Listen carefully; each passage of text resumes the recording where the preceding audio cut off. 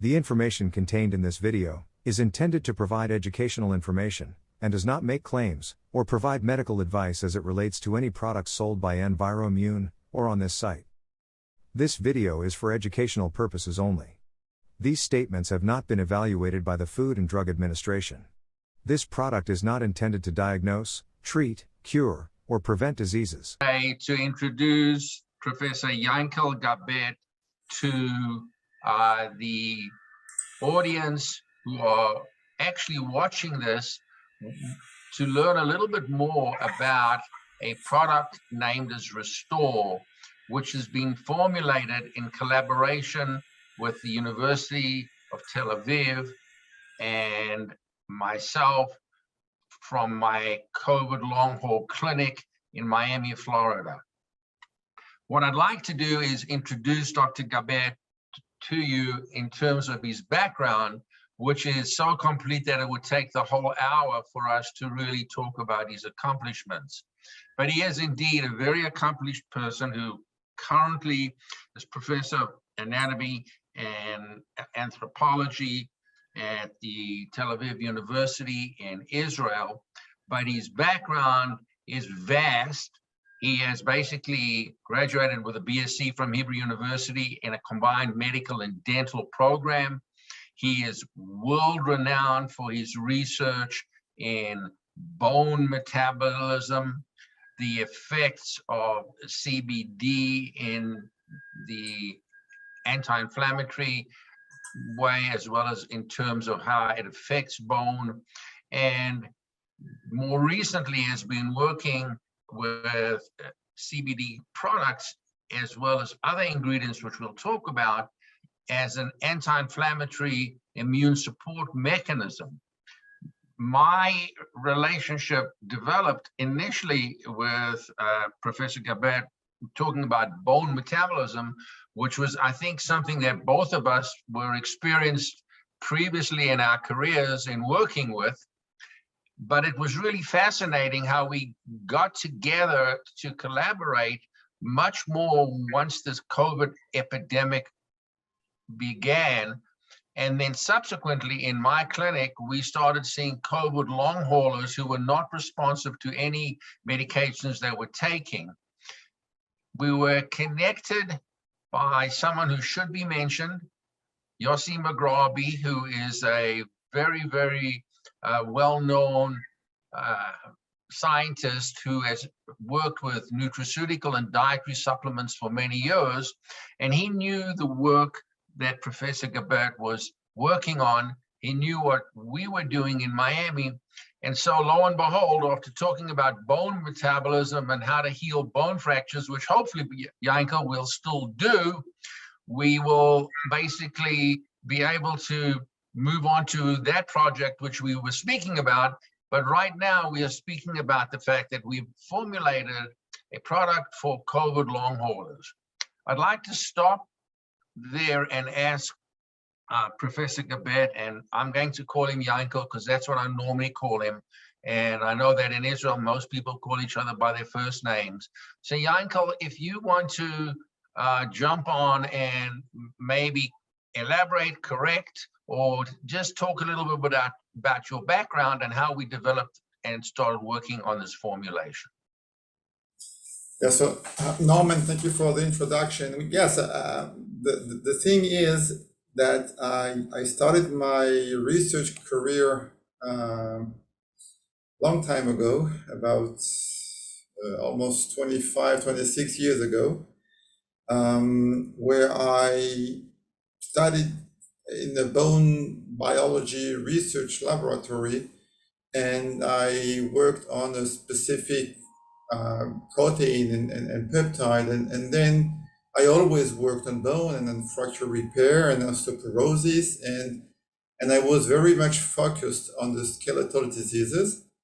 Then during my postdoc in the United States at the USC, I moved a little bit away from the bone to look at cancer, and then I integrated a little bit more about the immune aspect of the organism.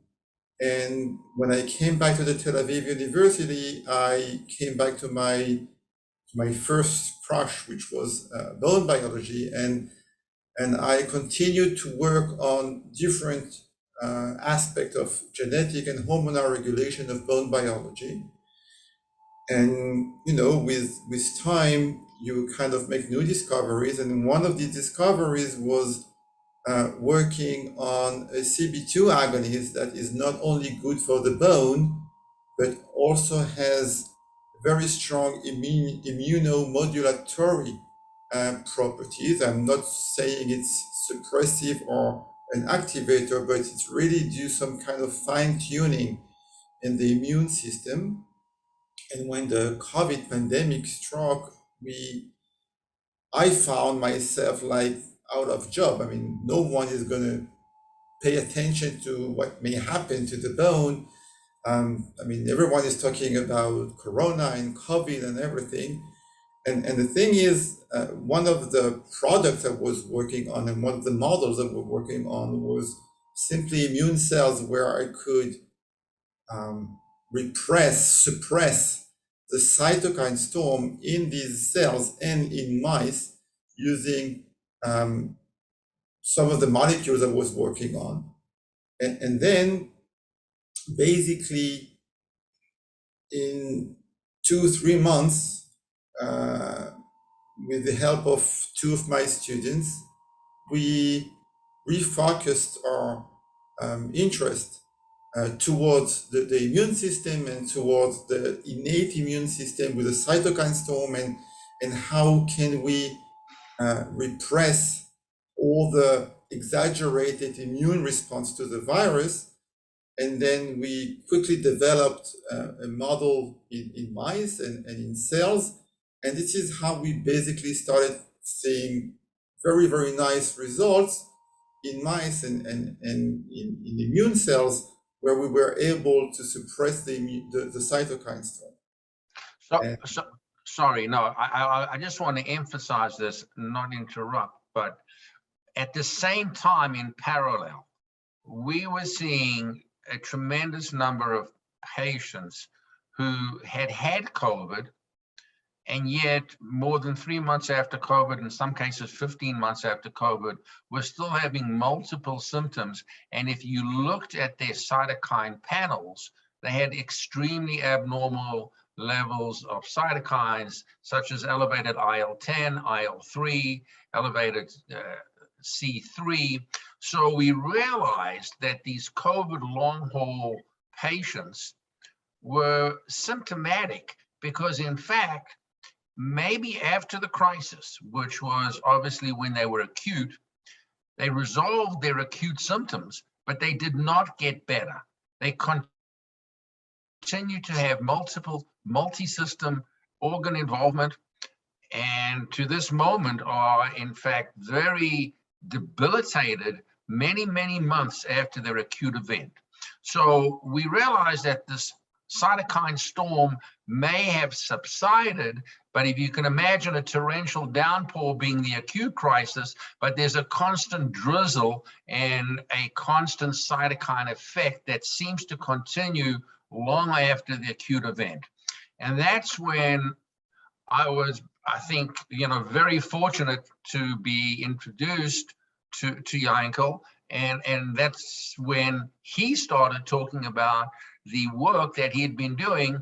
So just to give perspective, we now realize that the long haul COVID patient had significant cytokine activity continuing, and that fell right into the research that Professor Gabet had been doing.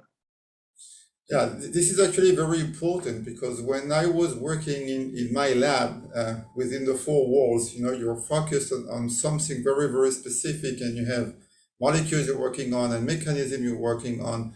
And then you meet someone like Yossi Mograbi, who has a tremendous experience, not only with industry in general, research and development, but also in dietary supplements. And then Yossi introduced me to you, Norman, and this is how, by discussing everything you just mentioned about these long haulers, the exaggerated immune response that is maintained through so many months after the acute COVID disease. So we started thinking, all of us together, and we say, why don't we use the knowledge we generated in mice, the knowledge you, Norman, have with the patient, and the knowledge Yossi has with dietary supplements, and we need to be able to propose something quickly without, not a drug that may take many, many years, but something that we can bring to this patient very rapidly. And I think this is how, by many, many discussions at many odd hours, putting together clinical insights, preclinical insights, lots of knowledge from the literature, and also out of the box thinking, we came out with a formula that integrates dietary supplements that are complementary one with another, and some of them that we actually show that they have a synergistic effect in repressing this cytokine storm and in suppressing the exaggerated immune response that may be the cause of all these very long-term post-COVID effects. And basically, this is how this collaboration generated a clinical trial with the vision of all the involved, and you also, Norman, and the resources you have in Miami, Florida, to start this clinical trial. And I guess we are all very very excited by the results of this clinical trial. That, I mean, personally, I think they far exceed our expectations in terms of what anyone knows what to do with these long haulers, and there is today really not much to do.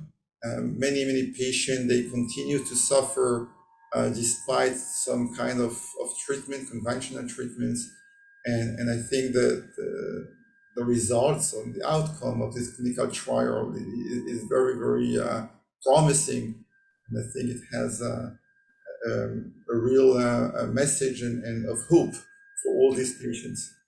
I agree with you completely, and it has been, you know, I've been doing this for 40 years, so I'm a little older, but it's been a tremendously exciting period. If there's a silver lining to this COVID pandemic, it's that I found myself, I don't know, drawn in, sucked in, but somehow involved in something I was obviously very familiar with, the cytokine pathway as a rheumatologist, using medications, biological drugs that block the various specific cytokines. So it made sense to me to block one cytokine here and one cytokine there. But what we were seeing in the COVID long haul patient was that it was multiple cytokines. It wasn't just targeting one. You targeted one, you still had 6 others to go after.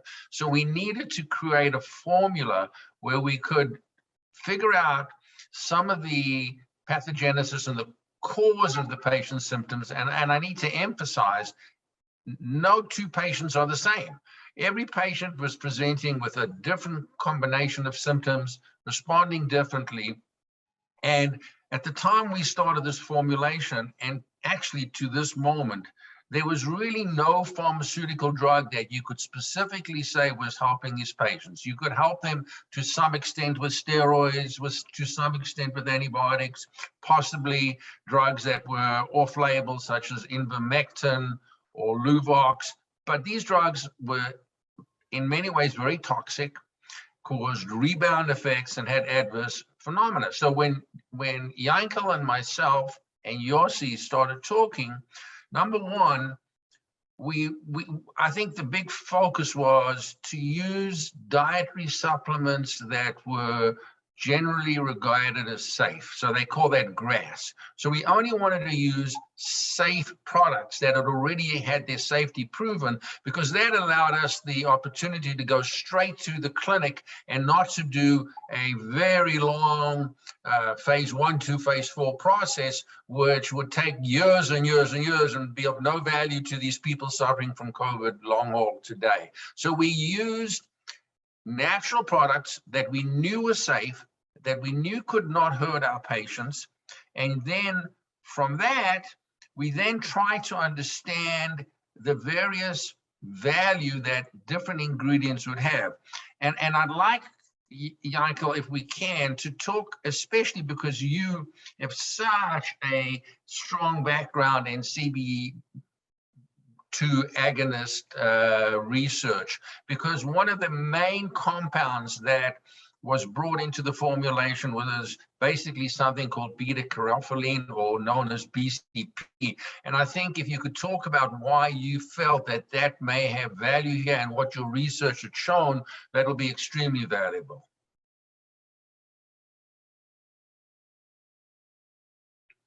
Yankel, your volume's off. Yeah, sorry. This is exactly why I started with my history and my background, because it turns out that my entire life I've been working on CB2 agonists, mainly on bone biology. And today, because of the COVID and other things that happened in the life, and many interesting results we had, some of them were completely, we were caught by surprise on these results, is that some of these CB2 agonists, they have a very strong immunomodulatory action in terms of specifically targeting some aspects of the immune system without interfering with more important other aspects of the immune system. So without getting too technical, the cytokine storm might be related to the native immune system, while on the other side, all the viruses, bacteria, all the pathogens are targeted by our white blood cells, the lymphocytes.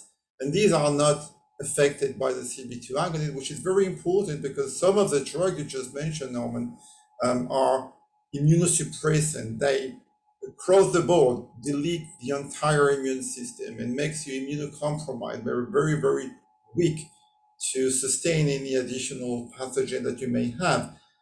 And by working on this CB2 agonists and a little bit of literature research, we found that there is a little bit in the cannabis, but not really, that we can't say this is the main source of this BCP, beta-caryophyllene.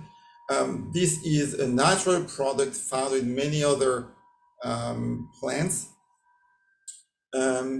And this, as you said, is considered a very safe dietary supplement. And then we tried this CB2 agonist in our models, and we saw a very clear effect, especially when we combine it with another steroid, a kind of steroid that is also known not to affect our lymphocytes, the good cells that are supposed to fight off any pathogens in our body.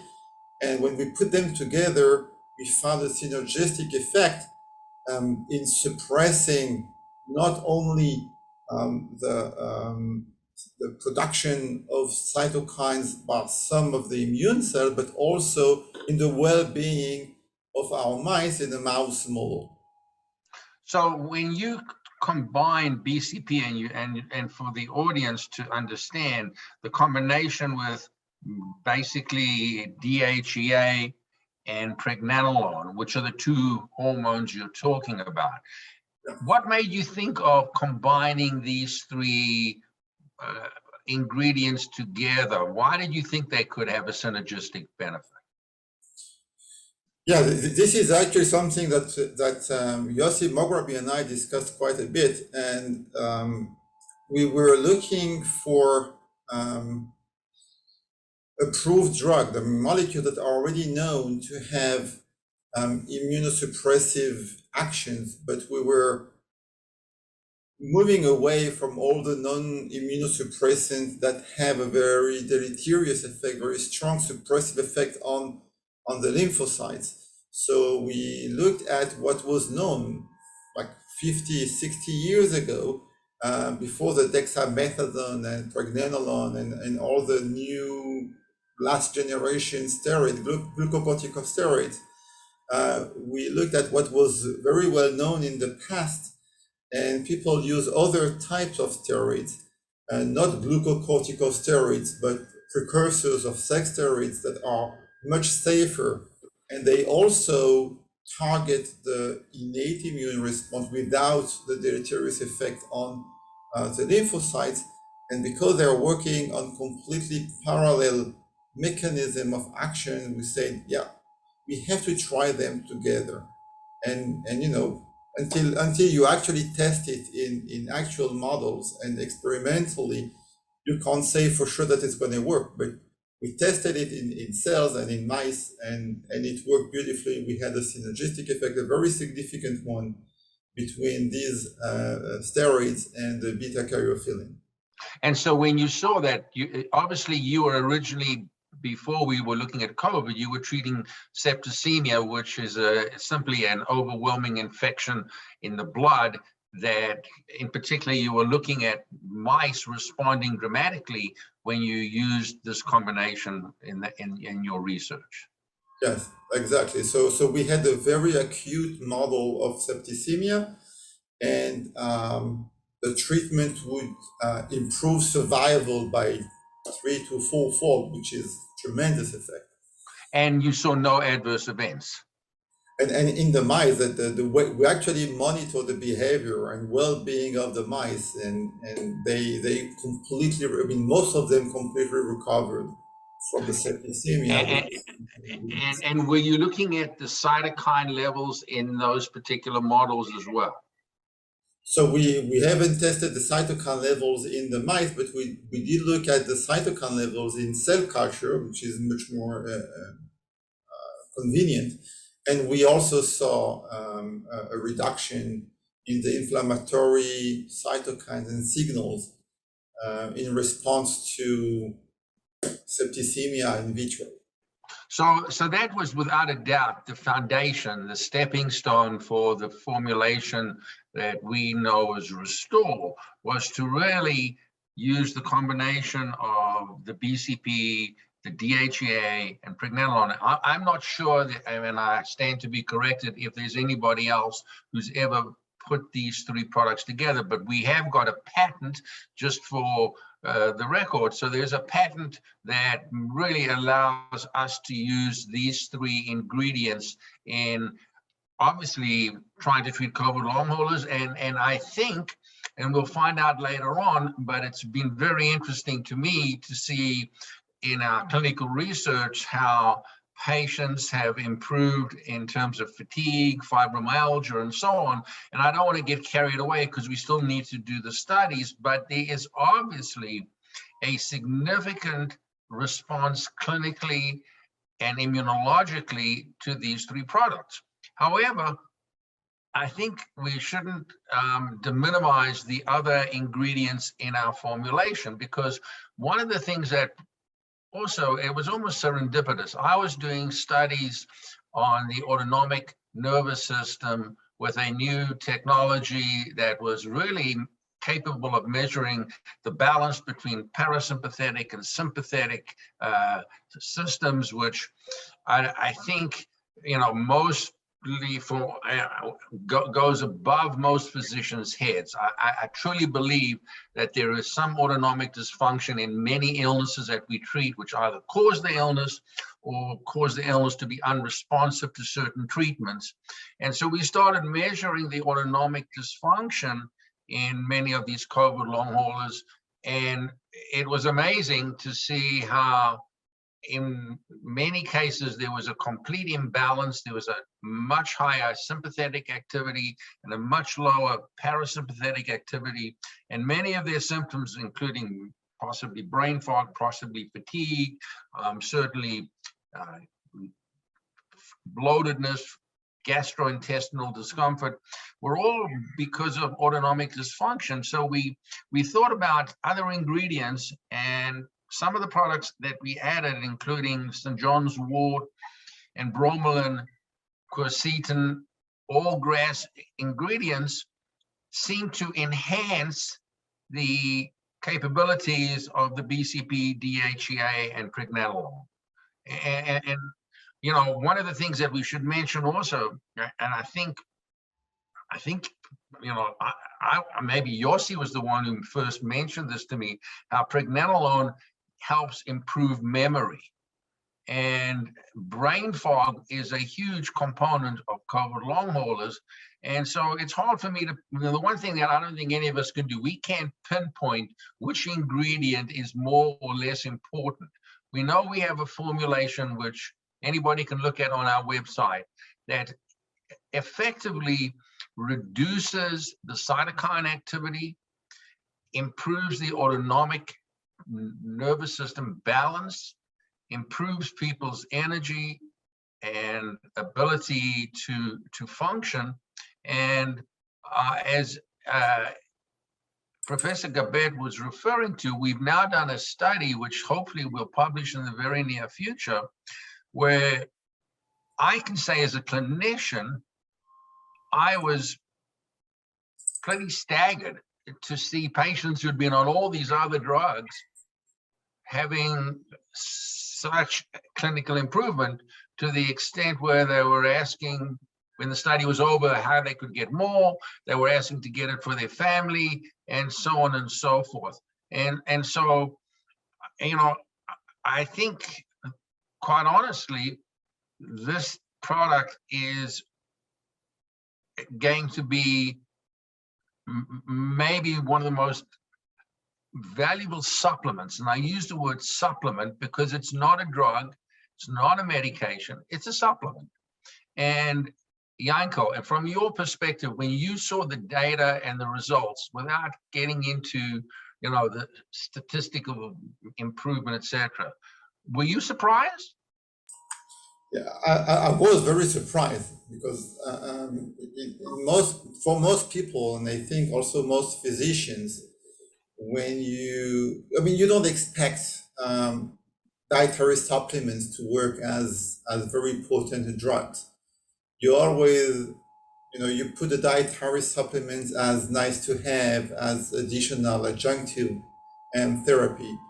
And so our expectation were biased by this general assumption. We were thinking about, yeah, it might improve marginally, it might help other drugs to work better, it might help people to recover from a certain proportion of people that will recover anyway. But actually what happened is that we had even patients that suffered for so many months, 6 months and more, from a series of complications. And we actually monitored 12 different conditions: fatigue, weakness, memory, smell and taste, and many others. And we realized that in 75% of the patients in this trial, in this study, there was a significant improvement in the symptoms, which means that generally the vast majority of these patients, within 2 weeks only, they all reported an improvement of their well-being, an improvement of their condition, alleviation of pain, more energy, less coughing, less memory loss, less fatigue. And some of them actually, and I mean, you can tell the story that you got from these patients, that at the end of the study, which was limited in time, they actually begged us to get more of this formula, because they really felt the improvement, and that was not something very marginal, something that is comparable to most of the big drugs that you may have for headaches or anything else. Yeah, and I want to kind of emphasize and agree with everything you've said and add to it. So number one, I mean, I will be the first to admit that I always looked during the course of my career, which, as I told you already, was 40 plus years. Nutraceuticals were nice. They were an add-on. Part of the time I didn't believe in them. And so it was crazy for me to suddenly see something that was a 100% dietary supplement having such superb clinical responses. And I think if you go back into history, for many years, plant substances were the form of choice. If you look at a drug like colchicine, which has been around since Archimedes or longer, that's still what we use now to treat acute gout. And I just use that maybe because I'm a rheumatologist, but the point I'm making is plant substances have a huge role. And I think in many ways, the medical world has done a disservice to the value that plant substances bring to the table. So it's been amazing to see the effect. Now, the one point that I think we still need to study is we've seen a response, no question. Patients have felt better. Many of their symptoms in different ways. And I also want to make that point. I wish I could say that everybody responds the same way, but they don't.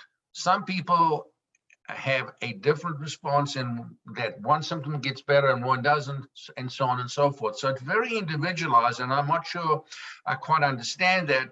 I rationalize it, and I'm curious what you think, Yankel, that it's like any other cytokine-induced phenomena.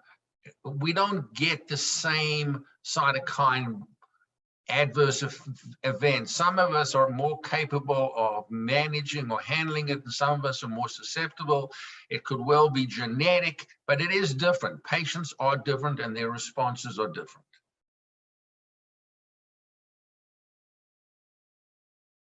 The thing is, I mean, you're absolutely right, and I think that's something that is, I mean, that's true for many drugs as well. I mean, we all know, Sure.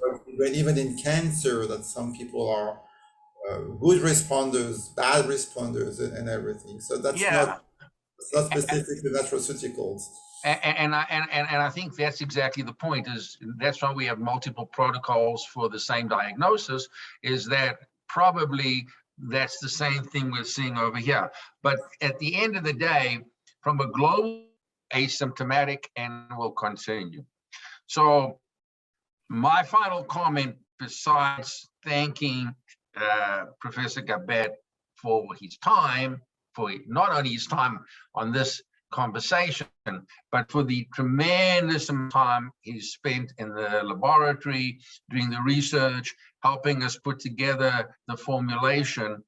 But to really say, I mean, I think we can both agree that this has been one of the most gratifying and exciting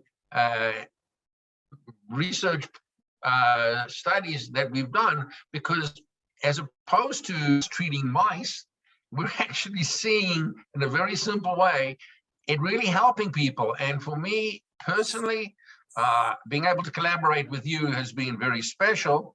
And then when patients come in and ask for more and ask for more for their husbands, their wives, and their children, it's doubly special.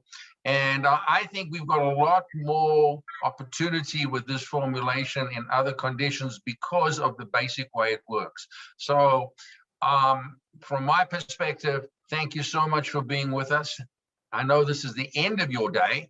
And so that's to come on and give us all this great information after you've been working all day is more than appreciated.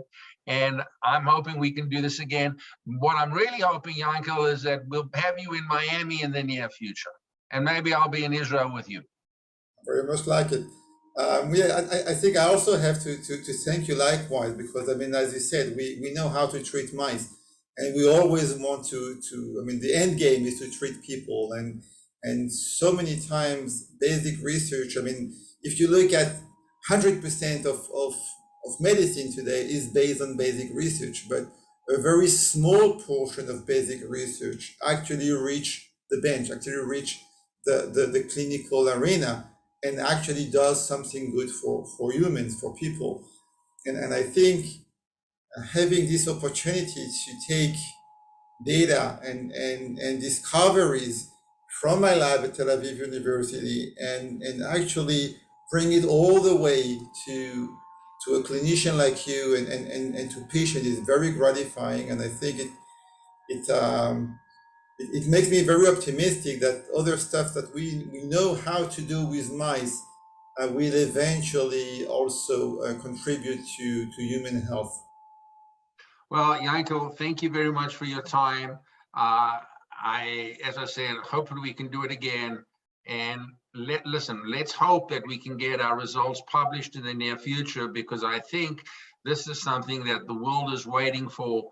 And I just see that every day when I see these poor, unfortunate people, being able to provide them with this without having to, do a study, but for them to be able to obtain it just over the counter is going to be an amazing benefit to them. So thank you, thank you, thank you. Thank you, Sue.